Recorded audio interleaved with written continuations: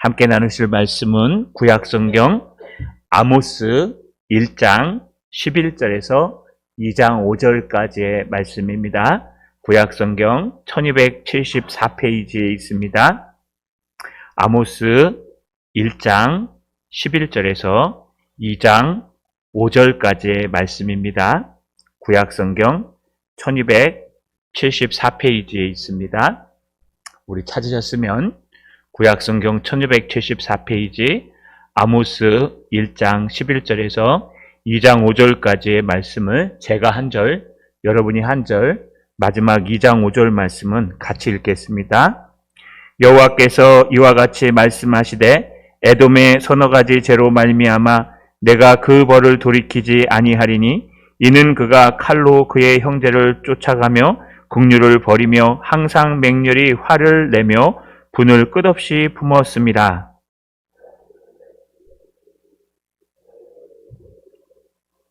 여호와께서 이와 같이 말씀하시되 암몬 자손의 서너 가지 죄로 말미암아 내가 그 벌을 돌이키지 아니하리니 이는 그들이 자기 지정을 넓히고자 하여 길르앗의 아이벤 여인의 배를 갈랐음이니라.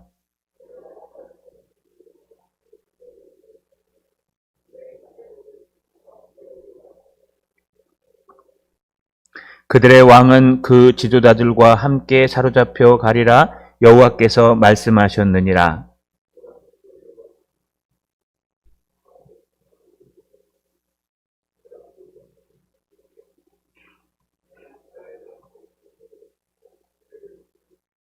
내가 모압에 불을 보내리니 그라얏 궁궐들을 사르리라.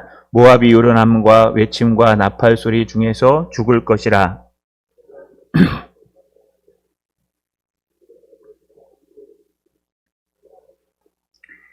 여호와께서 이와 같이 말씀하시되 유다의 서너 가지 죄로 말미암아 내가 그 벌을 돌이키지 아니하리니 그는 그들이 여호와의 율법을 멸시하며 그 율례를 지키지 아니하고 그의 조상들이 따라가던 거짓 것에 미혹되었음이라.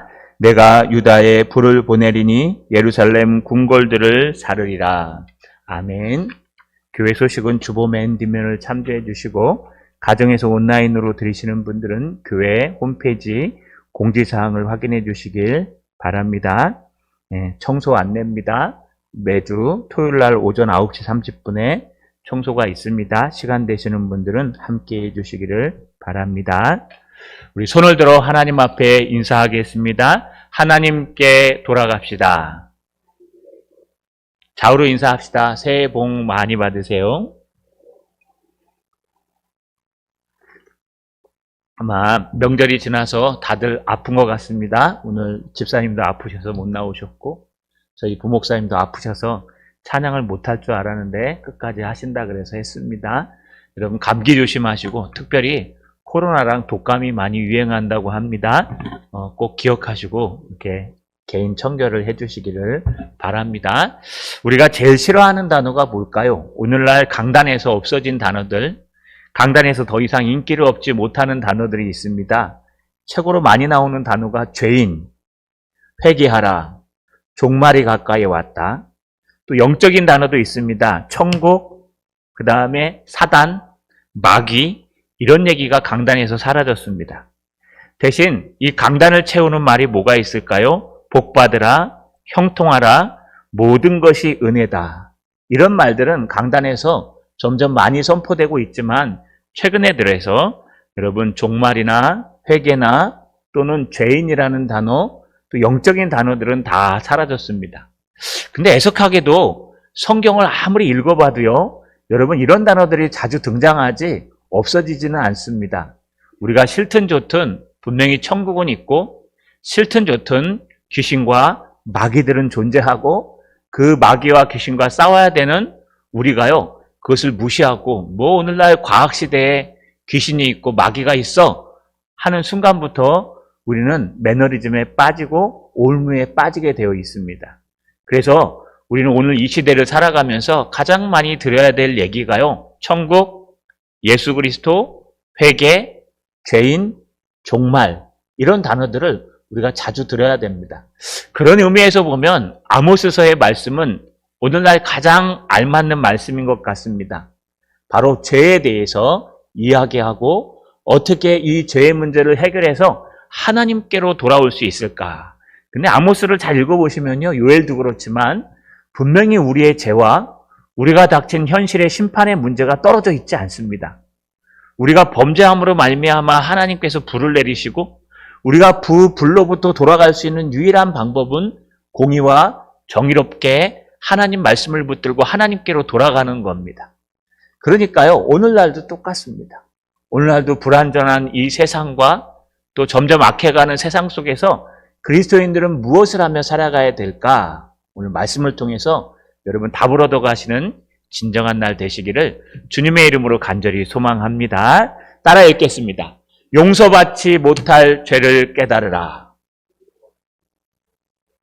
한 번 더요. 용서받지 못할 죄를 깨달으라.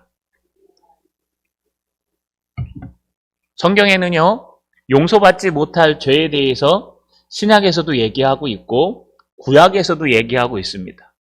좀 이상하지 않습니까? 예수를 믿으면 어떤 죄를 범해도 동이 서에서 먼 것처럼 또 아무리 붉을지라도 흰 청과 같이 깨끗하게 예수님의 이름으로 용서해 주시겠다고 약속하셨는데, 예수님이 용서하셨는데 용서받지 못할 죄가 어디 있을까요?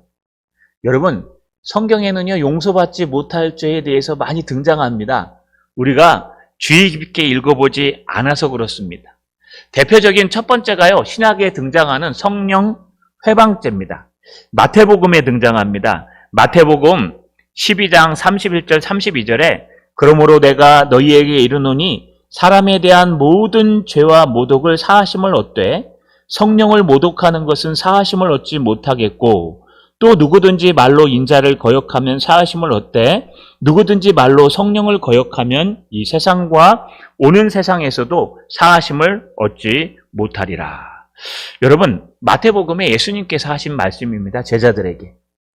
어떻게 예수님께서 용서하셨는데 용서받지 못할 죄가 있을까요? 히브리서의 말씀에 가면 짐짓, 여러분 거듭난 방법을 알고 거듭난 후에 다시 범죄하면 살 길이 없다고 성경 기록하죠. 이걸 배교자라고 얘기합니다. 배교의 교리. 이게 무슨 뜻일까요? 이 성령 해방죄에 대해서 제가 전에 설교하면서 두 가지 예화를 들었습니다. 첫 번째는 성령께서 하시는 일에 대한 막음입니다. 성령께서는 구속사역에 역사하시기 때문에 한 영혼이 구원을 얻는 데 있어서 하나님의 말씀을 받아들이고 영접하고 구원을 얻는 그 과정에 있어서 성령이 적용하시고 역사하시는데 그것을 거부할 경우에는 절대로 용서하심을 받지 못하고 지옥불에 떨어집니다. 영접하지 않는다는 겁니다. 받아들이지 않는다는 겁니다. 바로 이게 구원사역에 대한 방해입니다. 또 하나 성령이 하시는 두 번째 사역은 하나님의 말씀이 증거되고 하나님의 뜻이 이루어지는 겁니다. 때로는 기적처럼 이루어지기도 하고 때로는 병자가 낫기도 하고 때로는 놀라운 하나님의 말씀이 선포되기도 합니다. 근데 역사적으로 이 말씀 선포와 이 성령의 역사를 방해할 때 이걸 성령 회방죄라고 얘기합니다. 이 두 가지를 성령 회방죄라 그래서 이 성령을 회방했을 때에는 절대로 용서함 받지 못하고 철저히 지옥에 떨어질 것이다 라고 얘기합니다. 그런데 구약에도 이런 내용들이 있습니다. 그게 바로 아모스서에 등장합니다. 여러분 앞에 보시면 우리 지난주에 주일 오후 때 나눈 것처럼 똑같습니다. 주일에 나눈 것처럼 뭐라고 얘기합니까? 여호와께서 이와 같이 말씀하시되 어떤 나라의 서너 가지대로 말미암아 내가 그 벌을 돌이키지 아니하리니, 용서하지 않는다는 뜻입니다. 돌이키지 아니하리니, 돌이키다가 슈브라 그랬죠. 이 돌아오다, 돌이키다, 회개하다 이런 뜻인데요. 내가 절대로 하나님께서 그 나라의 이러한 죄로 말미암아 돌이키지 아니하리니 그는 이런 죄악을 행했기 때문이라 라고 하는 게 아모스 1장 3절, 6절, 9절, 11절, 13절, 2장 1절, 2장 6절에 등장합니다. 유다까지 계속해서 절대로 내가 돌이키지 않는다. 여기 서너 가지가 중요하다 그랬습니다. 죄악을 3번, 4번 참아도 기회를 주어도 너희가 그것을 절대로 회개하지 않았기 때문에 놓지 않고 계속 반복했기 때문에 하나님께서 서너 번 참다가 안 돼가지고 이제 더 이상 못 참는다. 안 된다. 내가 이 죄로 말미암아 돌이키지 않겠다라고 하는 선포를 하는 내용이 아모스 전반에 등장하는 내용입니다. 여기 돌이키지 아니하리니 이 뜻이요, 용서하지 않겠다는 뜻입니다. 여러분, 하나님은요, 용서하지 않는 죄악들이 있습니다. 우리가 왜 아모스 초반부를 이야기해야 하냐면요, 하나님이 이런 모습은 용서하지 않는다. 꼭 기억해라. 하나님은 이런 자들을 용서하지 않는다. 그래서 최대한 악하더라도, 너희가 최대한 완악해지더라도 여기까지 가면 안 된다. 이 얘기를 하고 있는 겁니다. 또 하나 우리가 기억해야 될 게요, 계속해서 바깥으로부터 안으로 들어옵니다. 여러분, 아모스 선지자는요, 남유다 사람인데 북이스라엘에 가서 예언을 했기 때문에 지금 이 말씀은 북이스라엘이라는 나라에 대한 예언입니다. 하나님의 백성 이스라엘입니다. 그런데 오늘도 살피겠지만 앞에서 쭉 살피면요, 주변에서부터 이렇게 쪼여옵니다. 우리 지난번에 살핀 게 다메섹, 가사, 두로가 서너 가지 죄로 말미암아 돌이키지 않아서 불을 내리는 죄악을 받았습니다. 요거는 혈족이 다르지만 주변 국가입니다. 두 번째, 오늘 살필 여러분 에돔, 모압, 암몬, 이 족속들은요, 형제입니다. 형제. 바로 형제 나라인데 형제 나라들이 서너 가지 죄로 말미암아 돌이키지 않아서 망하는 이야기를 해줍니다. 세 번째, 오늘 마지막 나눌 게 바로 식구인 유다를 얘기합니다. 유다 나라의 서너 가지로 말미암아 내가 죄악을 돌이키지 않는다. 그리고 이제 앞으로 주일 오후 예배 한번 나눌 건데요, 그때가는 이스라엘, 너희의 죄악도 말미암아 서너 가지 죄로 말미암아 용서하지 않는다. 하나님께서요, 바깥으로부터 안으로 쪼여옵니다. 바깥으로부터 안으로 이방 나라 두로와 시돈부터 해서 그 다음에 형제 나라인 에돔, 모압, 암몬, 그 다음에 가족 나라인 유다, 그 다음에 최종적으로 너야, 이스라엘 너야 라고 하면서 심판 공식을, 판결문 공식을 사용해갖고 공격합니다. 여러분, 이 죄악의 결과는 뭘까요? 반복되는 게 불을 내게 던지리라, 불의 심판을 주리라, 이렇게 얘기합니다. 여기서 우리는 뭘 깨달아야 될까요? 용서받지 못할 죄악이 점점점 퍼져나가서 우리 주변에서부터 쪼여온다는 거예요. 다시 말해서 여러분, 옆에 있는 형제가 어려움을 당하면 기뻐하시면 안 됩니다. 다음에 우리 차례입니다. 멀리 있는 이웃이 죄로 말미암아 멸망당하면 거봐라, 너 잘됐다, 네가 그런 죄악 때문에 그렇지, 이러면 안 되고요, 저런 죄악이 나에게도 있지 않는가 돌아봐야 됩니다. 왜냐하면 하나님은요, 서너 번 오래 참으시다가 심판하시는데 하루아침에 너야, 이게 아니고요, 저 멀리서부터 가까이, 또 가까이 우리 식구 중에 그 다음에 나라는 거예요. 그래서 우리 식구 중에, 우리 이웃 중에, 우리 형제 중에 범죄한 자가 있으면, 그 범죄로 말미암아 멸망당하는 일이 있으면 저 범죄가 나에게는 없는가? 이걸 뭐라 그럽니까? 역지사지. 환경을 바꿔놓고, 입장을 바꿔놓고 생각하든지, 타산지석, 남에 있는 것에 대해서 혹시 나에게는 없는지 그런 거를 생각해 보라는 겁니다. 여러분, 우리 주변에 어려움 당한 일이 있습니까? 기뻐하지 마시고요, 그 사람이 범죄한 게 나에게도 혹시 있지 않는가?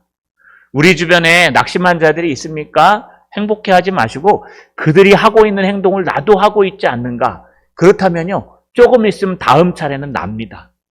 그렇기 때문에 형제들의 아픔을 함께 기도하고 이웃들의 아침을 함께 기도하고, 특별히 우리가 깨닫고 알아야 될 것은 용서받지 못할 죄가 분명히 구약에도 있고 신약에도 있다는 것. 주님은 다 용서하시지만 짐짓 예수를 믿는다 해놓고요, 성령을 회방하거나 성령을 따르지 않거나 우리가 또 용서받지 못할 주님의 죄악을 계속되이 행하면 절대로 용서받지 못하고 망한다는 거 꼭 기억하시고요, 이웃이 망한 모습을 보시고 기뻐하지 마시고, 혹시 나에게도 저런 용서받지 못할 죄가 남아있지 않는지 돌아보시는 저 여러분 되시길 주님의 이름으로 간절히 소망합니다. 따라 읽겠습니다. 용서하지 못하는 것은 죄악이다. 네, 많이 힘드시죠? 한 번 더요. 용서하지 못하는 것은 죄악이다. 지난번에 우리는 두로, 시돈, 주변 국가들을 살폈습니다. 이제 형제의 나라를 살핍니다. 이게 반복되는 게 11절에 에돔의 서너 가지 죄로 말미암아 내가 너희를 돌이키지 아니하리니, 13절에 암몬 자손의 서너 가지로 말미암아 내가 너희를 돌이키지 아니하리니, 2장 1절에 모압의 서너 가지 죄로 말미암아 내가 너희를 돌이키지 아니하리니, 계속 이럽니다. 아까 말씀드렸듯이 서너 가지는 세 가지 혹 네 가지 죄를 얘기하는 게 아니라 계속 참으셨다는 얘기입니다. 너의 그 치명적인 죄악을 내가 계속 참고 용서받지 못할 죄악도 계속 참았지만 너희가 그것으로부터 기회를 줘도 돌이키지 않았기 때문에 하나님께서 너희를 멸망시킬 수밖에 없다라고 얘기하는 겁니다. 그런데 에돔이 왜 형제 나라일까요? 여러분 11절에 보니까 여호와께서 이와 같이 말씀하시되 에돔의 서너 가지 죄로 말미암아 내가 그 벌을 돌이키지 아니하리니 이는 그가 칼로 그 형제를 쫓아가며 긍휼을 버리며 항상 맹렬한 화를 내며 분을 끝없이 품었습니다. 내가 대만에 불을 보내리니 보스라의 궁궐을 사르리라. 똑같습니다. 여러분 에돔이 왜 형제 나라일까요? 이스라엘 백성들이 가나안 땅으로 갈 때에요. 에돔을 지나갈 때 분명히 하나님께서 민수기 20장 14절에 형제 나라기 때문에 그냥 지나가라 했습니다. 여러분 에돔이라는 게 붉은 이런 뜻입니다. 그럼 붉은 사람이 누가 있을까요? 야곱과 에서를 할 때 에서가 있었죠. 형 에서. 이게 이 형 에서가 세운 나라가 에돔입니다. 그래서 형제의 나라라고 표현합니다. 당연히 야곱이 힘들고 어려울 때 형제 나라가 도와줘야 되는데 이들은 형제 나라임에도 불구하고 그렇게 하지 않았습니다. 이들이 벌받는 이유는요. 이는 그가 칼로 그 형제를 쫓아가며 긍휼을 버리며 항상 맹렬한 화를 내며 분을 끝없이 품었습니다. 형제가 어려움을 당했는데요. 형제한테 맹렬히 화를 내며 분을 풀지 않고 그를 공격했다고 얘기합니다. 형제 나라 이스라엘, 길르앗 양 나라인데요. 그들이 어려움을 당할 때 돕는 게 아니라 형제를 칼로 쫓아갔다라고 말합니다. 이 쫓아갔다란 단어가 히브리 원문이에요. 여러분 파라르란 단어를 쓰는데 이 파르르 떨리다 그러죠. 똑같은 의미입니다. 이 파라르 의성어입니다. 그리고 이 파르르 떨릴 정도로 분이 났다는 뜻은 뭐냐? 그냥 쫓아간 게 아니라 분노와 화를 가득 품고 쫓아가는 거야. 너 한번 걸리기만 해봐. 너 죽어? 해갖고 걸리면 이제 됐다. 이제 너 가만 안 놔둔다 하면서요. 여러분 긍휼을 버리고 용서한 사랑을 버리고 쫓아가서 박살을 내는 모습, 이게 바로 에돔의 모습입니다. 뿐만 아닙니다. 맹렬한 화를 내며 분을 끝없이 품었다라는 뜻은요. 여러분 화내는 걸 멈출 줄 모르고 끝까지 갈 때까지 가는 형제들의 모습을 봅니다. 어느 가정은 형제 우애가 좋습니다. 저희 가정도 조금 좋은 것 같지는 않습니다. 명절이 돼도 잘 모이지가 않습니다. 그냥 개개인으로 보고 전화할 뿐이죠. 저희 집사람 가정은 굉장히 좋습니다. 안 가면 난리가 납니다. 몇 시 얼마 집합해. 그럼 그때까지 안 가면요. 왜 안 왔냐부터 막 못 삽니다. 이게 가정마다 다른 것 같습니다. 어떤 가정을 살든 상관없습니다. 중요한 거는요. 형제끼리의 우애에 있어서 그리스도인들은 원수를 맺으면 안 됩니다. 죽어도 안 본다. 다시는 안 본다. 그런 것보다는 그래도 우리가 먼저 손을 내밀고 그래도 전화 한 통 하고 이러는 게 더 맞을 것 같습니다. 왜냐하면요. 에돔이 그렇기 때문에 그렇습니다. 너 한번 걸리기만 해봐. 내가 다시는 너랑 연락 안 해. 너 걸리기만 해봐. 내가 다시는 내가 가만 안 놔둘 거야. 팍 떨면서요. 형제를 공격하는 모습. 그게 에돔의 모습이라는 겁니다. 하나님이 참으셨다고 합니다. 돌아오겠지? 괜찮아지겠지? 근데 시간이 지나도 괜찮아지지 않으니까 하나님이 그 완악함 때문에 더 이상 용서하지 않겠다라고 불을 내리겠다고 말씀하십니다. 두 번째는 암몬 나라입니다. 암몬과 모압인데요. 여러분 오늘 13절에 보시면 여호와께서 이와 같이 말씀하시되 암몬 자손의 서너 가지 죄로 말미암아 내가 그 벌을 돌이키지 아니하리니 이는 그들이 자기 지경을 넓히고자 하여 길르앗의 아이벤 여인의 배를 갈랐습니다. 내가 라파성에 불을 놓아 그 궁궐을 사르되 전쟁의 날의 외침과 회오리바람의 날에 폭풍으로 할 것이며 그들의 왕은 그 지도자들과 함께 사로잡혀 가리라 여호와께서 말씀하셨느니라. 암몬과 모압이 등장하죠.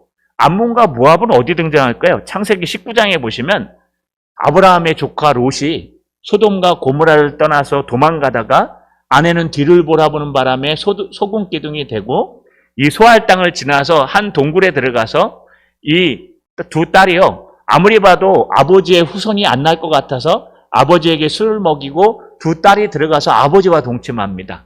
근친상간을 합니다. 그래놓고 낳은 자손이 여러분 모압과 벤암이라는 자녀입니다. 이 모압에게서 난 게 2장 1절에 등장하는 모압이란 나라고요. 벤 암미에서 난 나라가 암몬입니다. 그러니까 엄연하게 따지면 친척 관계입니다. 아브라함과 조카기 때문에 친척 관계입니다. 그렇기 때문에 친척이고 형제들인데 그럼에도 불구하고 암몬은 어떻게 했습니까? 암몬이 망한 이유는 이는 그들이 자기 진영을 넓히고자 하여 길르앗 아이벤 여인의 배를 갈랐습니다. 무자비했다는 겁니다. 나의 욕심과 이익을 위해서 친척인데도 불구하고 친척 그 아이벤 여인의 배를 갈라서 그 이익을 취했다라는 모습입니다. 나의 이익을 위해서는 형제고 자매고 없는 아주 이익 중심의 모습들이 이 암몬 자손에게서 나타납니다. 여러분 그런 집안이 있죠? 돈 때문에 싸움 나가지고 다시는 안 보는, 다른 돈도 아니고요. 부모가 물려준 재산을 가지고 이걸 네가 많이 맺냐 내가 많이 갔냐 막 서로 싸우다가요. 형제 우애가 다 끊어진 집안. 여러분 이런 집안 속에 하나님께서 기뻐하지 않는다는 겁니다. 우리는요. 오히려 양보하고 큰 액수가 아니라면 모르겠습니다. 저도 막 큰 액수까지 양보해 본 적은 없습니다. 저희 장모님이 돌아가실 때 저희 딸들이 있는데 4딸이 있죠. 2 아들이 있고 그런데 마지막 딸에게도 돈을 준다고 차를 사주신다고 옛날에 얘기하셨어요. 봉고차 한 대 사주시고 얼마를 주신다고. 장인어른이 돌아가시고 나서 그때 제가 아마 시골에 목회를 하고 있었을 겁니다. 돈이 궁했습니다. 근데 아무리 하나님 앞에 기도해도 하나님이 기뻐하시는 것 같지가 않아요. 뭐 서로 얼마 달라고 더하고 이것도 싫고. 그래서 집사람한테 절대로 받지 마라. 그 돈 없어도 우리 산다. 하나님께서 먹이시고 하나님의 길 갈 건데 포기해라. 그랬더니 집안이 뒤집어졌어요. 뭐 이런 인간이 다 있나. 차를 사준다 그래도 싫다 그러고 돈을 준다 그래도 싫다 그러고 오히려 막 큰언니가요 막 화를 내면서 야 받아가야 돼. 안 받으면 안 돼. 네 안 받으면 손해야. 그런데도 거의 안 받았습니다. 뭐 밥은 얻어먹었지만 여러분 그러고 나니까 예수 믿는 사람들의 모습이 뭔가 실제로 또 하나님이 책임져 주셨습니다. 너희랑은 다르다. 무엇이 다른가? 너희는 돈이 다고 물질이 중요하겠지만 우리에게는 하나님이 더 중요하다. 모르겠습니다. 만약에 그게 한 10억 정도 되면 그러면 제 마음이 흔들릴 수 있겠는데 몇 천만 원 가지고 여러분 그걸 가지고 그걸 나누려니까 참 웃기고 우스꽝스러웠습니다. 여러분 이게 마찬가지입니다. 어떤 집안은요 이 재산 싸움 때문에 온 식구들이 다 나눠집니다. 막 몇 억 가지고요 서로 막 싸움하고 네가 많이 갔니 내가 많이 갔니. 요즘 상속하려면 다 도장 찍어줘야 되는 거 아십니까? 제가 도장 찍어주라 했습니다. 이 상속을 받으려면 그냥 장자라고 받는 게 아니고 받을 때 모든 식구들이 다 도장을 찍어야 됩니다. 그래야 상속받을 수 있습니다. 여러분 그런 일들이 많이 있는데 암몬이 그랬다는 겁니다. 암몬이 땅을 가지고 싸움을 하며 나의 이익을 위해서 형제의 배를 가르는 아주 치욕스러운 일을 했는데 한 번으로 끝난 게 아니라 이게 계속 되어졌다는 것을 성경은 기록하고 있습니다. 여러분 예수 믿는 사람들은 좀 양보할 건 양보하시고 손해볼 건 손해봅시다. 손해 안 보려고 하니까 서로 싸움하는 거고요. 손해 안 보려고 하니까 서로 다투는 겁니다. 이게 암몬의 모습입니다. 모압의 모습은 뭘까요? 아까 말씀드린 대로 모압도 형제입니다. 롯의 여러분 자녀들이 낳은 그 아이인데요. 모압의 죄는 이렇습니다. 2장 1절에 보니까 여호와께서 이와 같이 말씀하시되 모압의 서너 가지 죄로 말미암아 내가 그 벌을 돌이키지 아니하리니 이는 그가 에돔 왕의 뼈를 불살라 죄를 만들었음이라. 내가 모압에 불을 내리리니 그라요 궁궐들을 사르리라. 모압이 요란함과 외침과 나팔 소리 중에 죽을 것이라. 내가 그 중에 재판장을 멸하며 지도자들을 그와 함께 죽이리라. 여호와께서 말씀하시니라. 뭐 다 해석하진 않겠습니다. 여러분 여기 1절 하반절에 보면 이는 그가 에돔 왕의 뼈를 불살라 죄를 만들었음이니라. 에돔은 아까 형제라 그랬죠. 그런데 모압이 에돔을 쳐들어가서 에돔 왕을 점령합니다. 왕을 점령하면 예의가 있습니다. 이스라엘 사람들은 뼈가 없으면 부활하지 못한다고 생각했기 때문에 이 뼈를 부사르지 않았습니다. 이거 이대로 성경에 적용하면요. 이거 화장하면 안 됩니다. 왜냐하면 화장하면은 그 뼈가 없기 때문에 가장 치욕스러운 모습 중에 하나가 화장입니다. 그래서 화장이 우리나라에 처음 들어왔을 때 안 된다고 했었죠. 기독교적으로.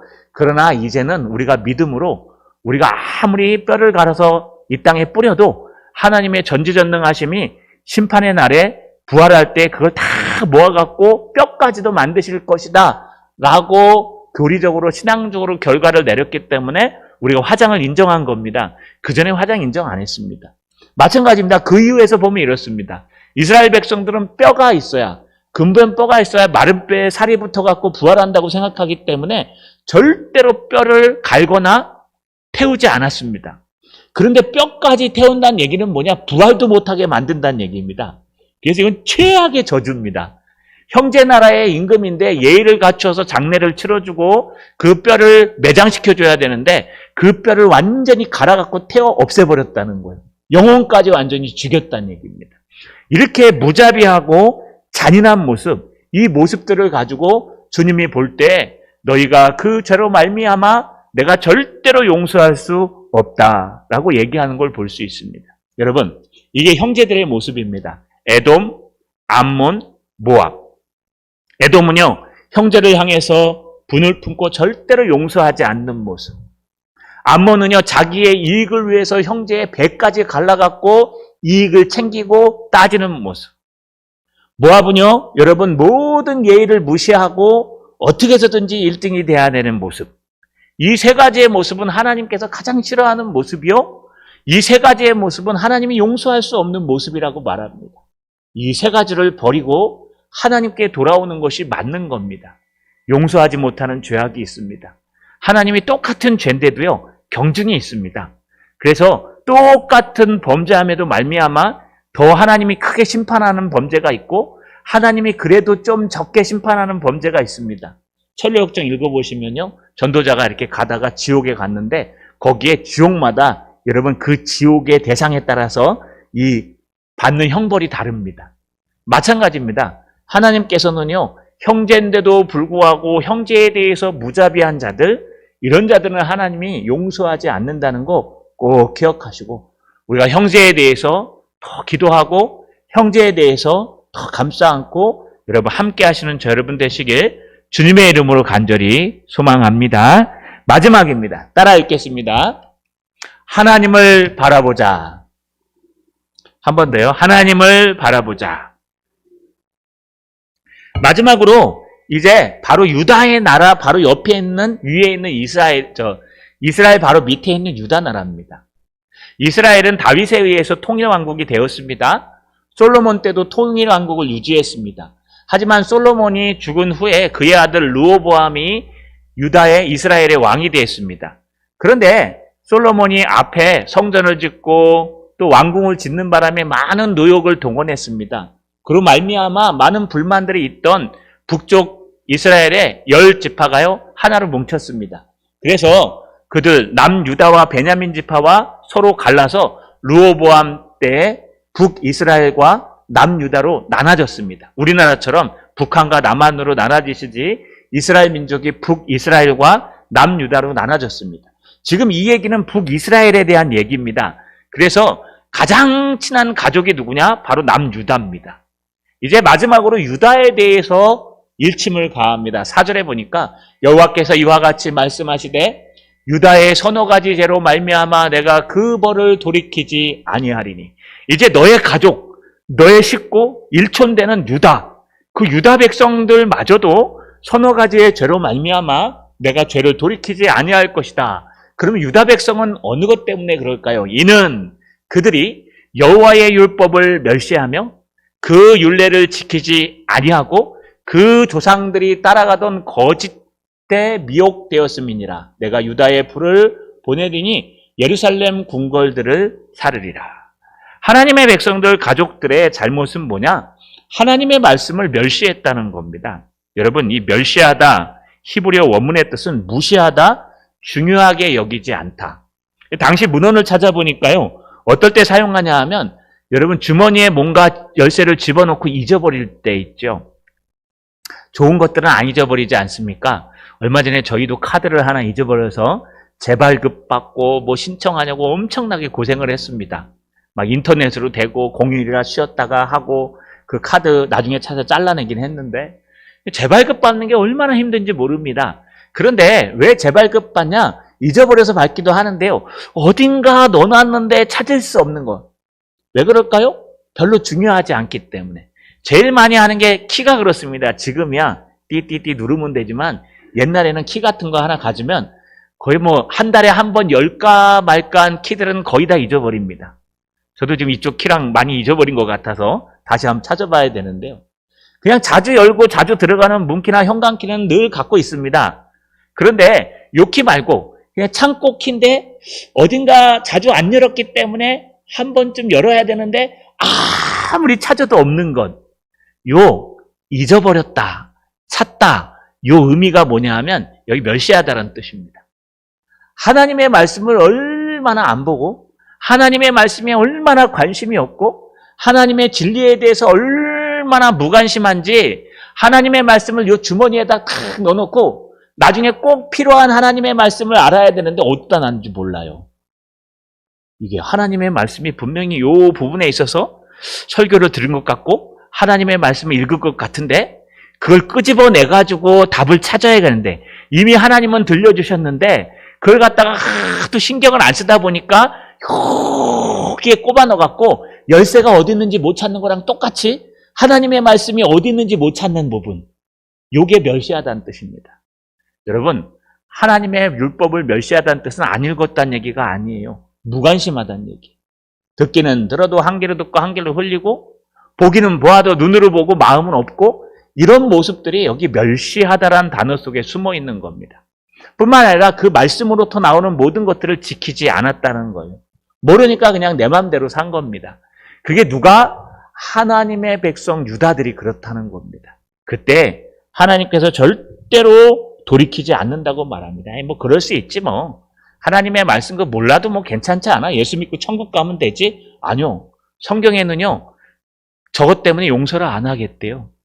하나님께서요. 이는 여호와의 율법을 멸시하며 그 율례를 지키지 아니했기 때문에 내가 그 벌을 돌이키지 아니하리라. 이게 신약으로 넘어가면 성령 해방죄입니다. 성령 해방죄는 뭐냐? 하나님이 말씀을 아무리 들려줘도 그 말씀과 전혀 관계없게 살아가는 거예요. 하나님의 말씀을 아무리 들려줘서 그게 죄야. 그거 안 돼 라고 얘기했는데 그냥 한 귀로 듣고 한 귀로 흘리고 내 마음대로 살아가는 거예요. 그래서 정말 하나님의 말씀이 필요해서 적세적소에 그 말씀을 적용하고 참아내야 되는데 그 말씀과 전혀 관계없이 율례를 지키지 않고 여러분 평생을 살아가면 어쩌면 여러분 하나님이 성령 해방죄로 우리를 고소할 수 있습니다. 그렇기 때문에 우리는요 믿는 사람들은 하나님의 말씀을 보는 겁니다. 여러분 하나님의 말씀을 보는 게 뭘까요? 호세아가 말한 것처럼 여호와를 알자, 힘써 여호와를 알자. 하나님의 말씀을 늘 읽고 하나님께로 돌아가는 걸 우리가 하나님을 알다라고 표현한다는 뜻입니다. 말씀을 정리하겠습니다. 여러분 이 모든 것들에 대해서 한번 돌아봤으면 좋겠습니다. 저도 말씀을 연구하면서 나에게는 이런 용서받지 못할 죄들이 있지는 않은가?